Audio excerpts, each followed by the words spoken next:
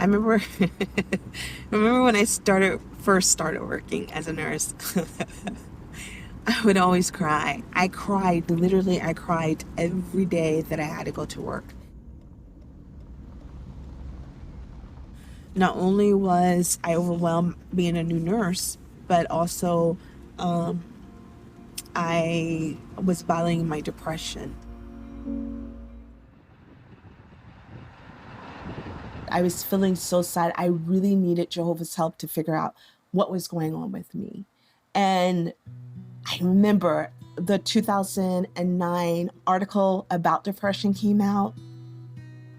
And I realized, okay, Jehovah, you're telling me this is what I have. So now that I realize I have this, I got to figure out how I can manage it.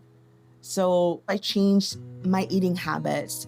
I started exercising a lot more. I realized that exercising and eating healthy really, really did help. Also, I made a journal and I made different sections of the different aspects of my depression that I dealt with. Each section, I would put scriptures, I would put articles, and the illustrations, the pictures. They speak a lot without saying anything. Jehovah hears us. Jehovah cares. We've been hearing from Mickey Williams, who works as a nurse in the United States. She is talking very candidly about her struggles with mental health. This is part of a section in the convention, the Saturday morning of the Pursue Peace convention, how our brothers are enjoying peace despite opposition, illness, economic problems, natural disasters. And it seems Mickey's story is intended to address the part of the theme about illness. I don't want to comment too much just yet because there's more to this story that we need to hear. It takes a twist that I frankly wasn't expecting. Suffice to say, I think what we've seen so far demonstrates that just the advice that often gets given to Jehovah's Witnesses about praying more and reading more and journaling and making sure you get exercise, just that in and of itself will in many cases not work. She describes trying it, and she describes reaching the point where her depression was just too overwhelming. And these suggestions from the literature just weren't helping anymore. Exercising, changing my diet, the publications, journaling. That was my lifeline. That really actually helped me for a long time. But it came to a point where it stopped working as effectively. I remember getting ready, dressed for the meeting. And I was fine, getting dressed for a meeting, about to walk out the door, but I couldn't. There was this overwhelming fear that came over me and overwhelming sadness that came over me. And I just lost it. I just started crying. I couldn't get myself together. It was bad. It got really bad. My depression got really bad. So it was very difficult for me to approach the brothers to ask them for help. But at that time, I knew that if I didn't, that something bad would happen. So I decided, you know what, I'm gonna ask for a shepherding call with my brothers because I never talked about my depression with the elders at all. This was my first time speaking with them. And there was one brother, one of the elders, who also battled depression. And he suggested, have you thought about seeking medical help? Seeking professional help was something I never wanted to do. I thought that I didn't need to do it. But sometimes there comes a point where you need additional help. And what you're doing is not enough. In this world, they make you feel like it's a bad thing, that depression is a dirty word, or seeking medical help is something that you don't do. But I realized also that seeking medical help was part of my being able to worship Jehovah effectively. That's me doing my part. Not everyone needs to take that step, but for me, this is what I need to do. And I'm glad I did it, because the fact that I've never felt this good in my life. When I'm able to help people who are battling depression, I feel like Jehovah is using me in that way. And it makes me happy that I can be of use to Jehovah. It's good to feel, it's so nice to feel good again, to feel happy again, to be able to smile, to be able to take enjoyment in the small things, in Jehovah's creation, and, just be happy that I'm alive. So, yeah.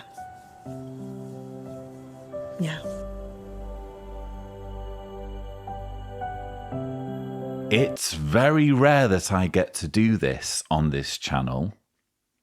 It's very rare indeed that I get to praise Jehovah's Witnesses for something. But how can I not praise this? Thank you for finally giving me something positive to say about Jehovah's Witnesses. And it does come with some caveats, which I'll get to. But overall, I think it's wonderful that they have put this in their propaganda. How can you complain about it? They have featured a woman who is battling mental health, and they have shown that it was mental health professionals and their intervention that ultimately helped her with her depression. No ifs or buts, no caveats, no, but make sure that the mental health professional respects our beliefs and all that stuff. I can only praise them. So there you go.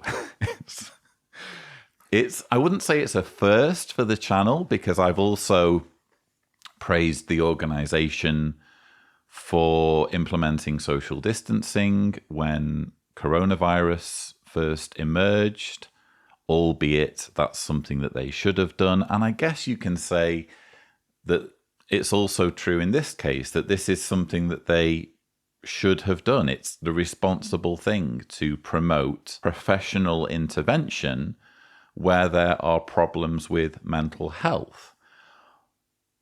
All I would say, and again, this doesn't detract from how impressed I am that they've put this in the video, all I would say, just to put things in perspective, is that there is a bit of a problem here with mixed messages. Let's remember that within the first few minutes of this very convention, Stephen Lett weighed in on depression. The sushi is Sushi 332, titled Stephen Lett Gives Tips for Beating Depression. And he said, "Now, what does the scripture mean when it says that this peace of God surpasses all understanding?" Well, we could say that it's so amazing, so powerful, that we limited humans cannot fully understand it. It defies logic from a human standpoint. Our hearts and minds may be filled with so much worry, fear, anxiety. We see no way out, but we beg Jehovah for the peace that He can supply. And then what happens? Our minds and hearts, amazingly, are filled with calmness, security, tranquility. so this begs the question, whose advice are we supposed to listen to?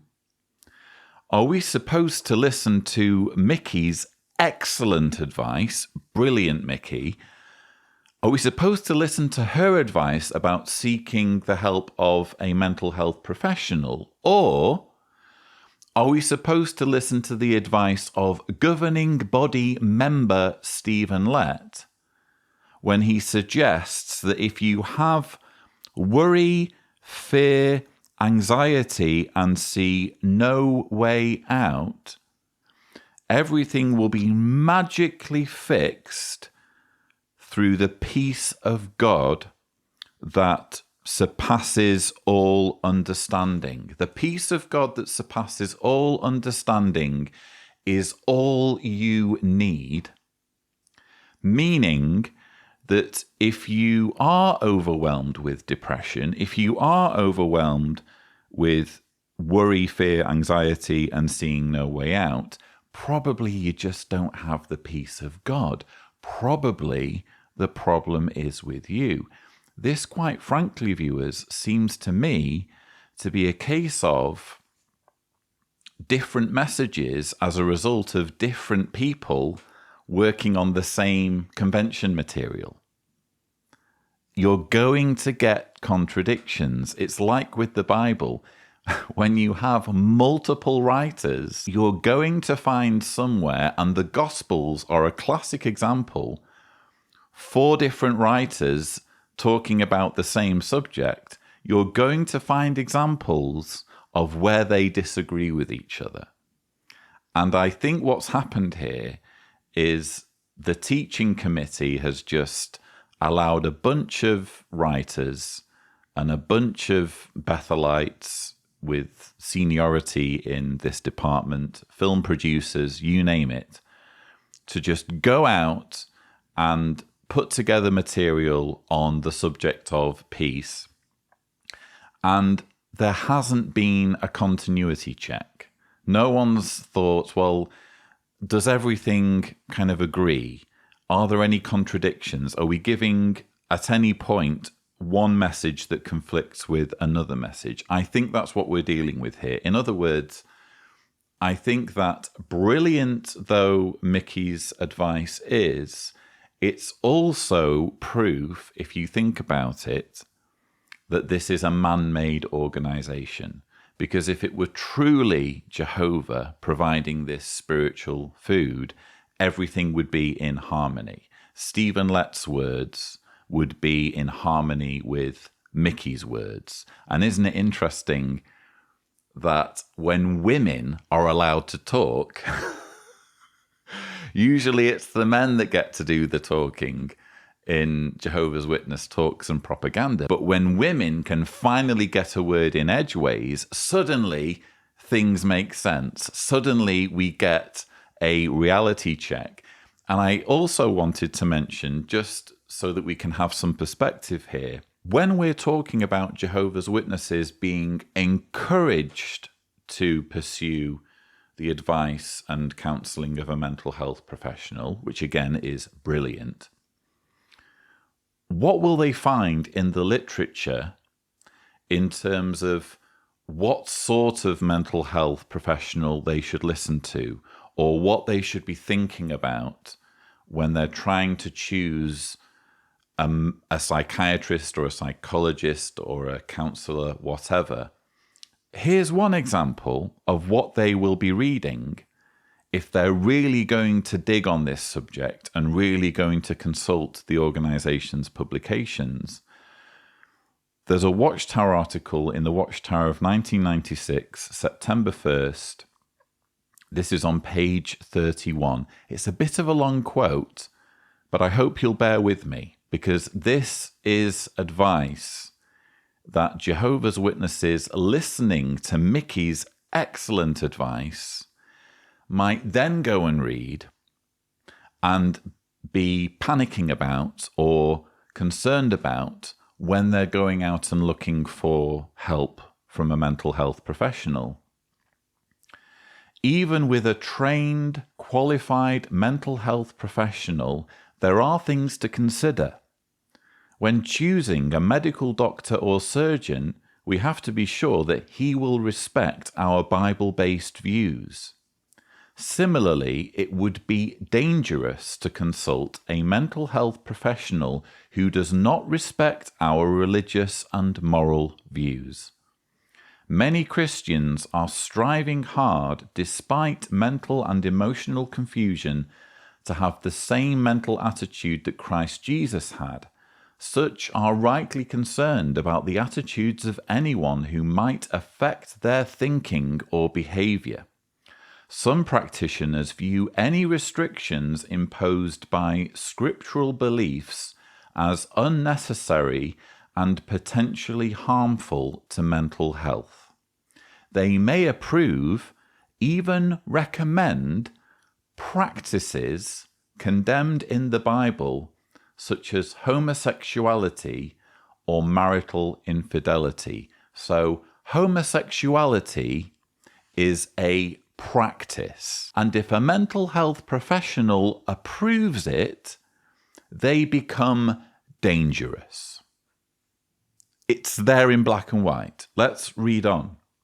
These ideas are included in what the Apostle Paul called the contradictions of the falsely called knowledge.